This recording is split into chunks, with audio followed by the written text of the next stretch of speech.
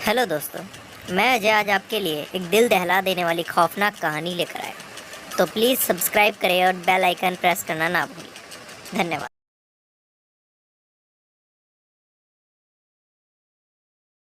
ब्लाय मेनर Scotland की एक बहुत बड़ी और खूबसूरत हवेली थी। 1974 में रॉबर्ट डे विलियम नाम के एक आदमी ने नई नवेली ब्लाय मेनर की हवेली खरीदी और उसमें रहने लगा।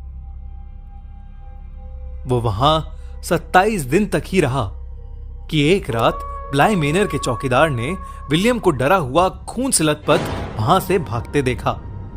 विलियम चौकीदार के पास रुका और उसे कुछ पैसे देकर वहां से भाग जाने को कहा। उस रात के बाद विलियम कभी लौट के वापस ब्लाय मेनर नहीं आया। 5 साल बाद एक एक्सीडेंट में विलियम की बहन और उसके जीजा की मौत हो गई, जिसकी वजह से कोर्ट ने विलियम को उसके नीस और नेफ्यू की जिम्मेदारी सौंप दी। ना चाहते हुए भी विलियम ने कोर्ट का ऑर्डर मान तो लिया, पर उन बच्चों से पीछा छुड़ाने के लिए उसने अपने 12 साल के भतीजे रॉन और 7 साल की भतीजी सोफी को रहने के लिए ब्लाय मेनर भेज दिया। वहां मिसेस मैंडे उस हवेली की केयर टेकर बच्चों का भी ध्यान रखने लगी। विलियम घर के लिए हर महीने पैसे तो भेज देता था, पर कभी ब्लाय मेनर आके उनसे मिलता नहीं था। करीब 7 महीने बाद विलियम ने रॉन और सोफी के लिए एक होम टीचर हायर की, जिसका नाम था जूल एडम्स। अगले ही दिन जूल ब्लाय मेनर चली गई। वो वहां मिसेस मंडे और बच्चों से मिली और बहुत खुश हुई, पर रॉन और सोफी जूल को देखकर बहुत बदतमीजी से पेश आने लगे। मिसेस मैंडे ने उन्हें डांट कर कमरे में भेज दिया और जूल का स्वागत करते हुए उसे पूरा घर दिखाया। उन्होंने जूल को बताया कि बच्चों की बदतमीजी की वजह से उन्हें स्कूल से भी निकाल दिया गया है। घर देखते वक्त जूल को अपने कमरे की खिड़की में एक जवान लड़के की परछाई नजर आई। वो मिसेस मैंडे से उसके बारे में पूछने लगी, पर मिसेस मैंडे ने जूल को बताया कि पूरी प्रॉपर्टी में उन तीनों के अलावा कोई नहीं रहता। जूल उसे अपने मन का वहम समझकर भूल गई और बच्चों को पढ़ाने का प्लान बनाने लगी। कुछ देर बाद जूल को फिर वही लड़का अपनी खिड़की पर नजर आया, पर इस बार उसे ऐसा लगा कि जैसे वो उसे बुला रहा हो। जूल ने बाहर यार्ड में जाकर देखा, लेकिन वहां कोई नहीं था। वो वापस अपने कमरे में चली गई, लेकिन कमरे में अंदर घुसते ही उसे एक जवान लड़की उसके बेड पर बैठी हुई दिखी। जूल एकदम से चौंक गई। उसने उस लड़की को पुकारा, पर उस लड़की ने कोई जवाब नहीं दिया। जूल ने फिर उसके पास जाकर उसके कंधे पर हाथ रखा, लेकिन उसे छूते ही जूल को एक जोर का झटका लगा और वो नीचे गिर गई। तभी वो लड़की उस बेड से उठी और उसकी स्किन धीरे धीरे गलने लगी। उसकी आंखों से खून आने लगा था, जैसे कोई उसे शरीर के अंदर से खा रहा हो। ये डरावना मंजर देखकर जूल बुरी तरह चिल्लाने लगी। तभी उसके कमरे में मिसेस मैंडे, रॉन और सोफी आए और जूल से उसके चिल्लाने का रीजन पूछने लगे। जूल ने उन्हें कुछ नहीं बताया और सोचा कि शायद इतना ट्रैवल करने की वजह से वो थक गई है और ये सब उसका वहम है। डिनर करते वक्त जूल ने नोटिस किया कि सोफी किसी को देखकर मुस्कुरा रही है। जूल ने उससे पूछा तो सोफी ने फिर से बदतमीजी से जवाब दिया। मिसेस मैंडे सोफी को इस बात पर डांटने ही वाली थी कि जूल ने उन्हें रोक दिया और सोफी से प्यार से बात करने लगी। जूल ने सोफी को एक आइसक्रीम भी दी और उसने जूल को थैंक्स बोला। उसी रात सोते वक्त जूल को लगा कि जैसे कोई उसकी खिड़की पर नॉक कर रहा है। उसने उठकर देखा तो वहां कोई नहीं था। वो फिर से लेट गई, लेकिन कुछ ही देर बाद उसे खिड़की के कांच के टूटने की आवाज आई। जूल घबरा कर उठी और उसने देखा कि किसी ने पत्थर से उसकी खिड़की तोड़ दी है। उसने बाहर जाकर देखा तो रॉन हाथ में ढेर सारे पत्थर लेकर खड़ा था और वो एक टक लगाए कहीं देखे जा रहा था।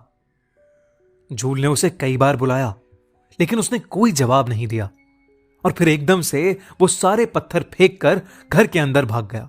जूल भी उसके पीछे पीछे घर के अंदर जाने लगी, लेकिन जैसे ही वो दरवाजे तक पहुंची, किसी अदृश्य शक्ति ने उसे हवा में उछालकर पीछे फेंक दिया और घर का दरवाजा अपने आप बंद हो गया। दरवाजे के ऊपर एक खिड़की लगी थी, जिसमें से जूल को दोबारा वही लड़की नजर आ रही थी जो पहले उसके कमरे में थी। वो डरावनी लड़की जूल को ऐसे घूर रही थी कि जैसे वो उसे मार देना चाहती हो। ये सब देखकर जूल इतना डर गई कि वो वहीं बेहोश हो गई। लेकिन जब वो सुबह उठी तो वो अपने कमरे में ही थी। ये देखकर जूल बहुत ज्यादा चौंक गई, क्योंकि कल रात तो वो यार्ड में बेहोश हुई थी। उसी सुबह मिसेस मैंडे जूल के लिए उसके कमरे में चाय लेकर आईं। जूल ने उनसे पूछा कि वो अपने कमरे में वापस कैसे आई। ये सुनकर मिसेस मैंडे हैरान हो गईं और उन्होंने जूल को बताया कि वो कल रात भर अपने कमरे में ही थी।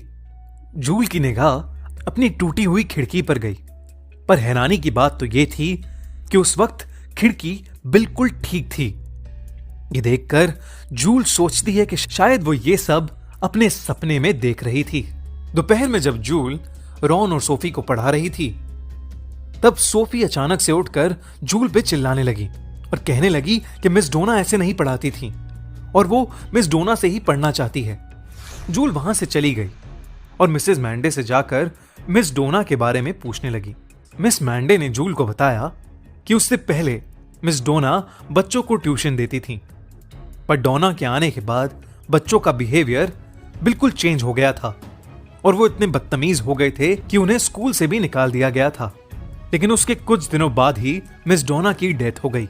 जूल और जानना चाहती थी, लेकिन मिसेस मैंडे ने काम का कुछ बहाना किया और उस बात को अधूरा छोड़कर वहां से चली गई। अगले दिन जूल वापस बच्चों को ढूंढ रही होती है कि उसे बेसमेंट से कुछ आवाज आती है। जूल वो आवाजें सुनकर नीचे बेसमेंट की तरफ गई। वहां उसे कोई बैठा हुआ दिखा। जूल जैसे ही उसके पास गई, उसके होश उड़ गए। वो और कोई नहीं बल्कि मिस डोना थी। डोना का सर उसके हाथ में था। ये देखकर जूल के पैरों तले जमीन खिसक गई। वो डर कर घर से बाहर भागी तो उसने देखा कि सोफिया यार्ड में उसी डोना के भूत के साथ बैठी खेल रही है। जूल ने सोफी का हाथ पकड़ा और उसे घर के अंदर ले गई। तभी जूल को खिड़की पर फिर से वही लड़का नजर आया, पर इस बार देखते ही देखते उसकी शक्ल एक डेविल यानी शैतान के रूप में बदल गई। जूल सोफी को अंदर छोड़कर वापस रॉन को ढूंढने बाहर आई। जूल रॉन को भी अंदर ले आई और उन्हें शांति से समझाने की कोशिश करने लगी। वो रॉन से बार बार खिड़की वाले लड़के के बारे में पूछे जा रही थी, पर वो कुछ नहीं बोला। तभी सोफी ने जूल को बताया कि वो खिड़की वाला लड़का उनका ड्राइवर पीटर था। पीटर उन्हें स्कूल ले जाया करता था और फिर पीटर और मिस डोना को प्यार हो गया, पर थोड़े ही दिन बाद वो दोनों मर गए। ये सुनकर जूल चौंक उठी। वो समझ चुकी थी कि पीटर और मिस डोना की आत्माएं इस घर को और उन दोनों बच्चों पर कब्जा करने की कोशिश कर रहे थे। जूल ने बच्चों को गले लगाया और मिसेस मैंडे से कहा कि वो ये सब एक लेटर में लिखकर विलियम को भेजें, ताकि विलियम को पता चले कि बच्चे खतरे में हैं। मिसेस मैंडे ने लेटर लिखकर पोस्ट बॉक्स में डाल दिया, लेकिन रॉन ने उस लेटर को निकालकर जला दिया। एक रात सोते हुए जूल की आंख खुली तो उसके सामने सोफी हाथ में चाकू लेकर खड़ी थी। जूल घबरा कर उठ गई और सोफी से चाकू ले लिया। तभी जूल को सोफी के पीछे डोना का भूत खड़ा नजर आया। उसने उसी रात सोफी को मिसेस मैंडे के साथ शहर भेज दिया, विलियम के पास। उसने रॉन को भी बहुत ढूंढा, लेकिन वो कहीं मिला ही नहीं। अगले दिन जूल बेसमेंट में कुछ ढूंढ रही थी कि अचानक उसे पीछे वाली दीवार पर कुछ रिचुअल्स के साइन बने नजर आए। उसे वहां अजीब सी 2 डॉल्स भी पड़ी मिली जिस पर रॉन और सोफी का नाम लिखा था। साथ ही उसे सैटन को खुश करने की तरकीबें भी लिखी मिली, जिसके नीचे डोना और पीटर का नाम लिखा था। वो समझ चुकी थी कि डोना और पीटर शैतान की पूजा करते थे और उसको खुश करने के लिए वो बच्चों को वश में करके उनकी बलि चढ़ाना चाहते थे, पर उनका जादू उन पर ही भारी पड़ गया और दोनों की मौत हो गई। और आज भी वो रॉन और सोफी की आत्मा के पीछे पड़े हैं।